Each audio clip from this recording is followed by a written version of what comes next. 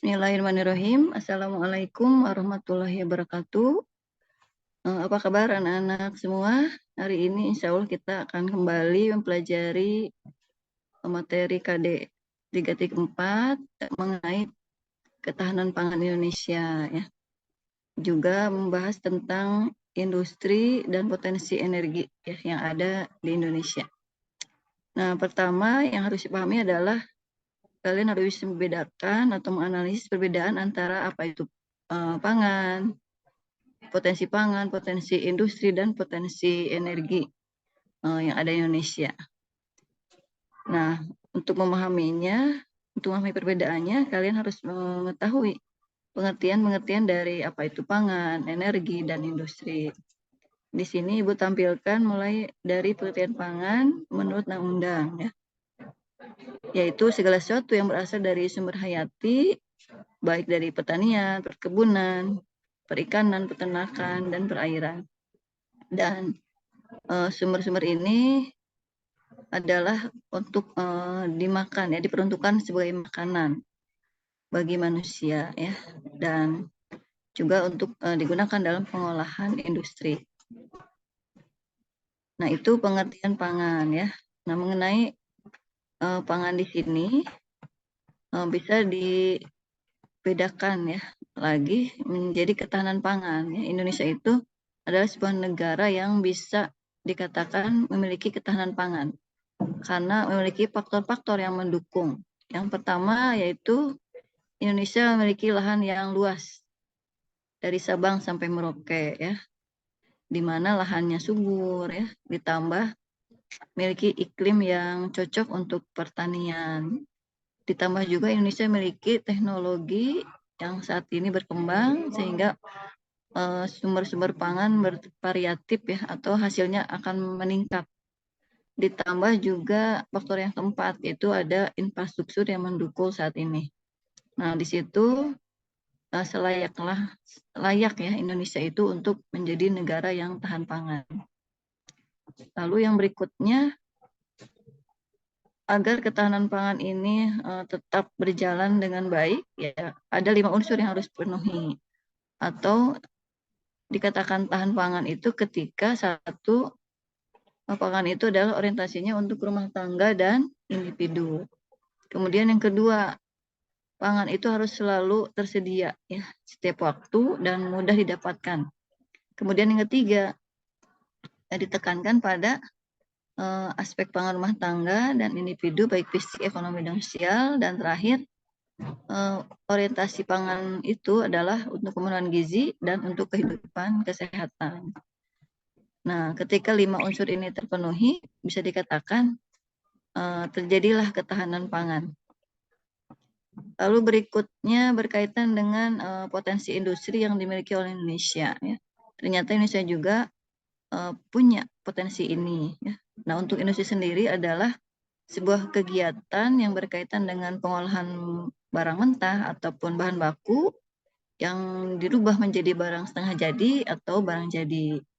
Dan karena industri Indonesia beraneka ragam berdasarkan bahan baku yang dimiliki oleh Indonesia, ya, ternyata Indonesia itu bisa bermunculan berbagai jenis industri, mulai dari industri pertanian, ya, industri tekstil, industri pariwisata, dan ini hanya sebagian kecil industri yang ada di Indonesia. Masih banyak industri-industri yang lain yang bisa muncul potensinya.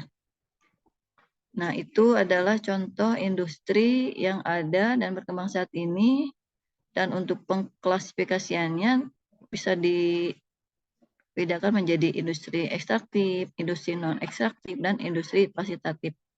Nah, seperti tadi ada industri pertanian. Nah, itu adalah industri ekstraktif. Kenapa? Karena industri pertanian adalah industri yang mengolah barang mentah atau bahan mentah menjadi barang setengah jadi, ya, gitu. Contohnya ada industri minyak goreng, industri kopi, industri makanan. Nah, dan itu banyak, ya, di Indonesia bahan bakunya atau bahan mentahnya.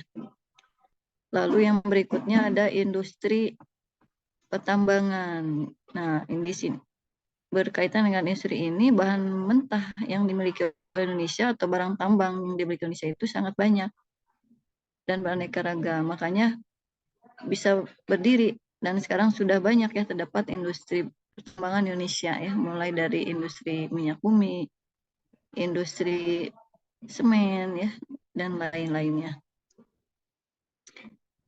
Lalu berikutnya ada industri yang berkaitan dengan industri jasa atau industri fasilitatif ya. Industri yang mengolah jasa layanan untuk masyarakat. Seperti contohnya ada industri perbankan, industri perdagangan, dan sekarang muncul ya industri transportasi yang sedang berkembang. Nah, itu potensi industri yang dimiliki oleh Indonesia. Lalu ada potensi berikutnya, itu adalah potensi energi. Dan potensi energi tidak kalah melimpahnya ya dengan potensi-potensi yang tadi ya. Ternyata Indonesia juga memiliki sumber energi yang luar biasa banyak dan bisa dimanfaatkan untuk jangka ke depannya ya. Seperti di sini kalian identifikasikan ada energi alternatif apa saja yang dimiliki oleh Indonesia. Nah, yang pertama ada energi surya ya. Karena Indonesia terletak di Khatulistiwa, ya potensi terbesarnya salah satunya adalah energi surya, energi dari sinar matahari. Lalu yang kedua ada energi geotermal atau energi panas bumi. Berikutnya ada energi angin. Lalu ada energi air. Dan ada energi biogas yang sedang sekarang digalakkan di Indonesia, energi yang memanfaatkan dari pembusukan sampah organik ya gitu. Lalu ada energi biomasa dan yang terakhir ada energi biodiesel ya. Nah, itu energi alternatif atau energi terbarukan yang memang bisa dimanfaatkan untuk energi ke depannya. Nah, itu penjelasan perbedaan antara potensi energi, potensi industri, dan potensi pangan yang dimiliki oleh Indonesia. Selebihnya silakan dipahami dengan mencari literasi yang lain berkaitan dengan 3 hal ini. Demikian penjelasan yang bisa Ibu sampaikan ya.